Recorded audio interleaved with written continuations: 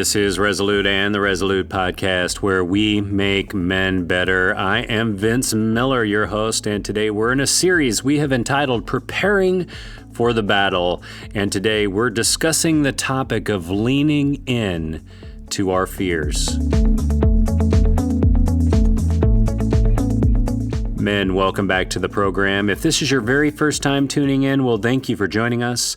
Resolute exists to make men better because we know men today face unique challenges on their quest for godly manhood. Therefore, we desire to help men grow by providing them with a spiritual game plan that will launch them toward being better men, fathers, husbands, and leaders. Because we believe when you make just one man better, everyone gets better. For more information on our program, for groups, go to beresolute.org.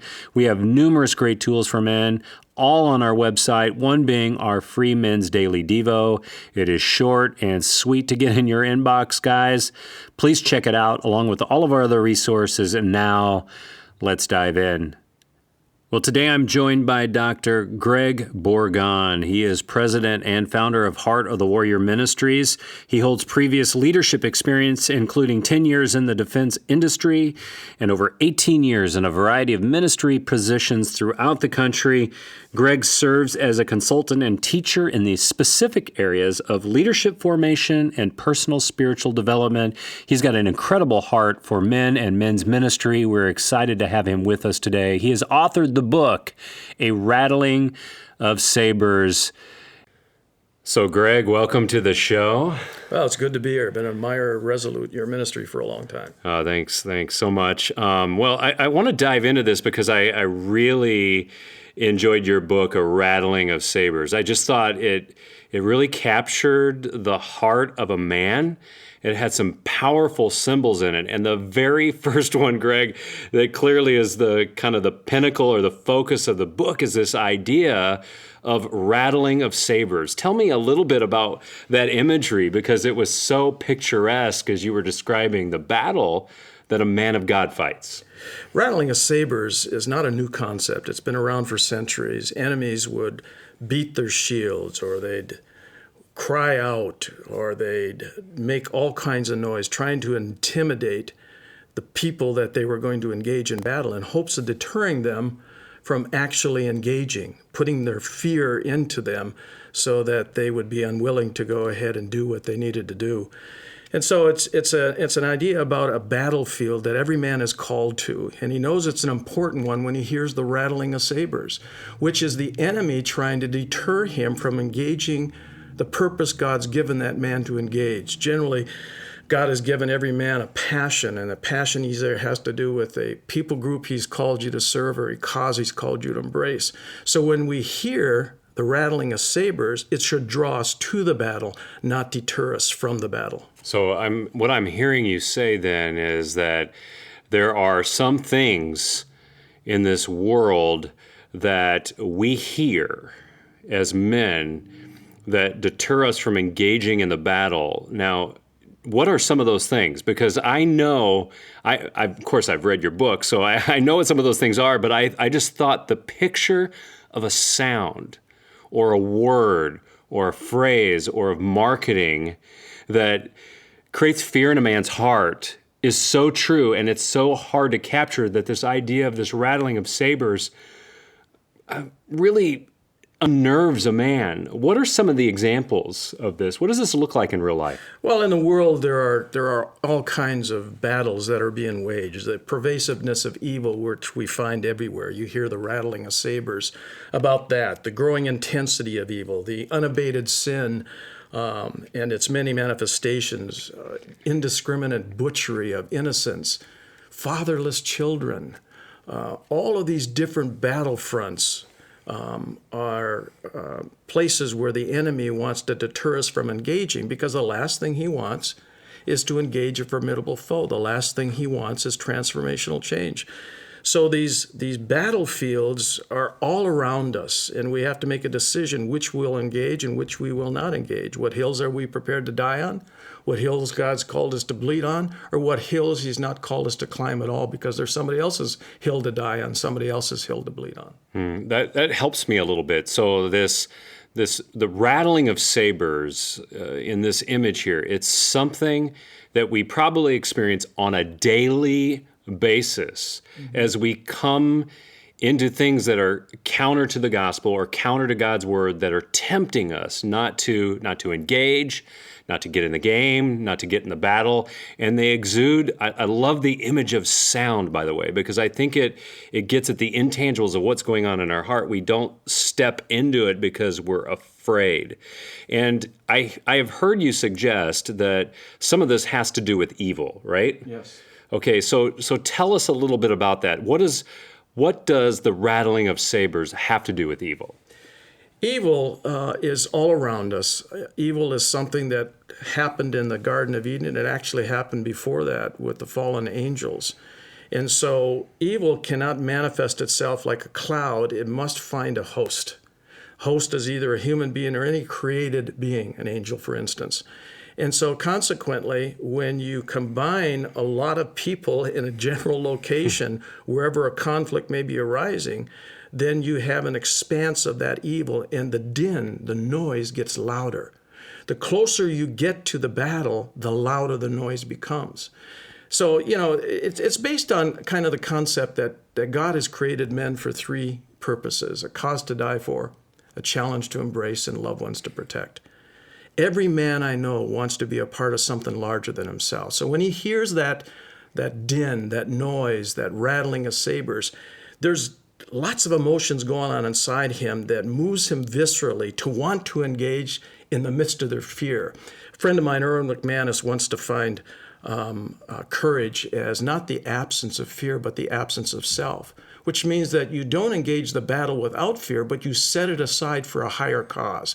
So it might be, that cause to die for, it might be that challenge to embrace, it might be those loved ones to protect, and it may be the uncared for, the unwanted, the underrepresented, the unloved that God is calling us to serve, but the enemy is going to be right there, and we'll hear the din, we'll hear the noise of the rattling of sabers. Okay, so now you've really captured my attention, because I know that I experience that all the time. And while you're talking a little bit about a battle metaphor, I hear you saying that we come against evil, we experience fear, we have to decide if we're going to engage. And in that moment, it's trying to figure out if we're going to step into it courageously and trust God or not. Now, I know, because I have led many groups just like you've led tons of groups of men.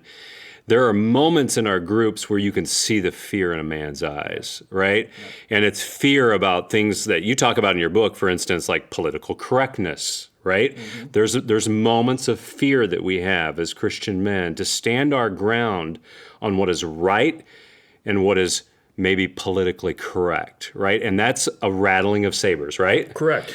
When I go ahead and do an orientation for one of my groups, I paint a very clear picture of what they can expect. I let them know that when a man decides he's going to engage the enemy for the cause of Christ, he puts a target on his back. And that target is a fearful prospect. Nobody likes getting shot at. But the idea is I tell them, I said, don't fear the target, embrace it, because the enemy never attacks anyone he's not fearful of. Yeah. And so wear it as a badge of honor. And so when God has called you to your battlefield, when you hear the rattling of sabers, when the fear wells up inside of you, but there's energy there because that's how God's wired men to want to engage the battle, lean into that fear and engage it for the cause of Christ, because you're not in that battle alone. You're not fighting it alone. The Spirit of God is with you. He's called you to that battlefront. He will not abandon you in the midst of the battle. Okay, so I was really inspired by what you said there, because as I'm hearing you say that, I'm sitting next to you right now, and all of a sudden I had this moment where I felt like, okay, I'm with Greg right now, and I'm sitting by his side, and I know that I don't have to be afraid of something, because I can turn to my brother Greg, who's battling at my side, and he can be a voice of reason, about what I need to engage, whether it be a conflict at home, an issue at work, a sin issue that I'm engaging, right? I mean, in a flurry of other items. I mean, it's limitless. Every guy faces it. And what I hear you saying is lean into that fear a little bit. Do men back down from this often, from your perspective? Well, they're tempted on occasion to turn and run, but when they recognize there are other men around him that are willing to go ahead and defend him when he's down, to protect him until he's able to stand again, to make sure that he's not going to be defeated by the enemy alone, that there'll always be other men by his side that are going to go ahead and stand in defense of him until he's ready to rise again. Because the battles are going to wage. I mean, we know how the war is going to end. Scripturally, we know that God wins. But there are going to be battles and skirmishes we have to fight, cleanup work we have to do in anticipation of his coming. And so those are the battles, those are the skirmishes we're called to embrace. But we don't do it alone. No man can do it alone. So I hear clearly your call to action today. It's that when we experience a fear, to not on occasion run, to lean in, to understand, to embrace it, because there is a rattling of sabers on one side, but there's bigger stuff happening on our side. I mean, God is on your side. Yeah. And so you're not going in there defenseless. Yeah. So many times when I'm talking to men about preparing for the battle, I tell them God has set a armor aside for you that only fits you. We may all have the same components of armor, but they fit us differently. But you just can't go into battle after slapping on armor without training. And so you learn how to fight in that armor. And that's what helps to defend you too. So the idea is not only are you going into the battle with others, but God has equipped you with armor to go ahead and defend yourself, even in the midst of that adrenaline rush of engaging the enemy, the fear that you feel, but you're being compelled to keep moving on for the cause of Christ because there's so much at stake. You take a look at fatherless children. You take a look at widows. You take a look at all kinds of causes and people groups that are suffering under the weight of the enemy's influence. And they need our help, and that's what God's called us to be and do, to engage the enemy and to do the work of Christ. Well, I have my call today, Greg, and I definitely say that is I need to lean into some of my own fears and the things that I'm concerned about. I need to find a brother to do it with me, and I need to understand that there is a great God standing behind me, running with me into battle, joyful that I'm taking a step of faith. Well, thanks for being with us again, Greg. I look forward to the next few episodes with you too. Well, guys, that's the show. Thanks for listening. Guys, I want to encourage you to find a couple of other men to join in with you. Just like we talked about today, listening on your own is great, but finding other men to join with you is way better. If you're a passionate guy out there who has men around you that you want to lead, you need to check out our group content online. We provide men with a game plan for spiritual growth around dozens of topics that strike at the heart of the gospel and of men. It provides you with a game plan for the men that you lead. All you need to be able to do is play a video and purchase the handouts that go with that video, and you can mentor other men around you. Check it out at beresolute.org or send me a direct email at info@beresolute.org. I want to hear from you and find ways that I can support you in your journey of leading other men. Well, guys, I hope that you've enjoyed this podcast today, but please know that the time that we spent today together is worthless unless you act on it. So do something today by getting off the bench and into the game. And I will see you right back here next time for another edition of the Resolute Podcast.